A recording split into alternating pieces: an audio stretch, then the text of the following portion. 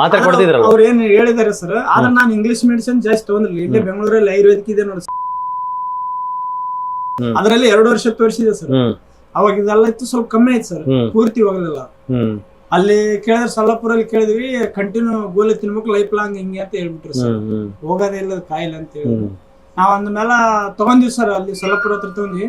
1 ತಿಂಗಳ ಪೂರ ಸ್ವಲ್ಪ ಊದ್ಕೊಂಡ್ಬಿಡ್ತೀವಿ ಮೆಡಿಸಿನ್ ತಗೊಂಡ್ವಿ, ಇಂಗ್ಲಿಷ್ ಮೆಡಿಸಿನ್. ಅವ್ ಬೇಡ ಸೈಡ್ ಎಫೆಕ್ಟ್ ಅದ ಬಿಟ್ಟು.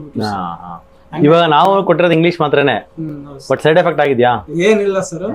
ಮತ್ತೆ ಇದು ರಿಪೋರ್ಟ್ ಅಲ್ಲಿ ಏನಿದೆ ಗೊತ್ತಿಲ್ಲ. ರಿಪೋರ್ಟ್ ಅಲ್ಲಿ ಕಮ್ಮಿ ಆಗಿದೆ ಎಲ್ಲ, ESR HSCRP ಎಲ್ಲ ಕಮ್ಮಿ ಆಗಿದೆ ಮುಂಚೆಗಿಂತ. ಮುಂಚೆ ನಿಮ್ಗೆ 76 ಇತ್ತು ESR, ಇವಾಗ 39ಕ್ಕೆ ಬಂದಿದೆ. ಅದಿನ್ನೂ 20 ಬರ್ಬೇಕು. ಕಿಡ್ನಿ ಲಿವರ್ ಗಿವರ್ ಏನು ಪ್ರಾಬ್ಲಮ್ ಎಲ್ಲ ಚೆನ್ನಾಗಿದೆ, ಎಲ್ಲ ಚೆನ್ನಾಗಿದೆ. ಮತ್ತೆ HSCRP ಅನ್ನೋದು 48 ಇತ್ತು, 12ಕ್ಕೆ ಬಂದಿದೆ. 12ಕ್ಕೆ ಬಂದಿದೆ. ಇನ್ನೂ ಅದು ಇದು HSCRP ಇದು ಮತ್ತೆ ಅದು 12ಕ್ಕೆ ಬಂದು ಇನ್ನು 1 ಬರಬೇಕು. ಅದಕ್ಕೆ ಅದು ಸ್ವಲ್ಪ ಮೆಡಿಸಿನ್ಸ್ ಒಂದು ಸ್ವಲ್ಪ ಚೇಂಜ್ ಮಾಡಿದ್ದೀನಿ. ಮತ್ತು ಇದು ESR ಅನ್ನೋದು 76 ಇತ್ತು, 39ಕ್ಕೆ ಬಂದಿದೆ. ಇನ್ನೂ ಸ್ವಲ್ಪ ಕಮ್ಮಿ ಆಗಲಿ ಅದು.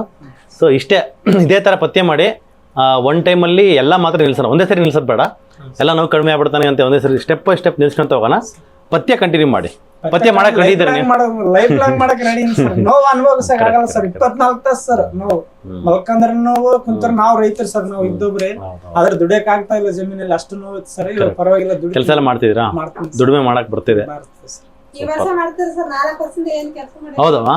ಇವಾಗ ನಿಮ್ ಹಾಸ್ಪಿಟಲ್ ಬಂದಾದ್ಮೇಲೆ ಸ್ವಲ್ಪ ಇಂಪ್ರೂವ್ಮೆಂಟ್ ಆಗಕತ್ತೀವಿ ಸರ್. ಏನೇನ್ ಮಾಡ್ತೀರಿ? ನಾವು ಜಮೀನಲ್ಲಿ ಕಡ್ಲೆಕಾಯಿ ಬೆಳಿತೀವಿ ಸರ್, ಹೆಸರು, ಹತ್ತಿ, ತೊಗರಿ ಈ ತರ ಬೆಳಿತೀವಿ ಸರ್.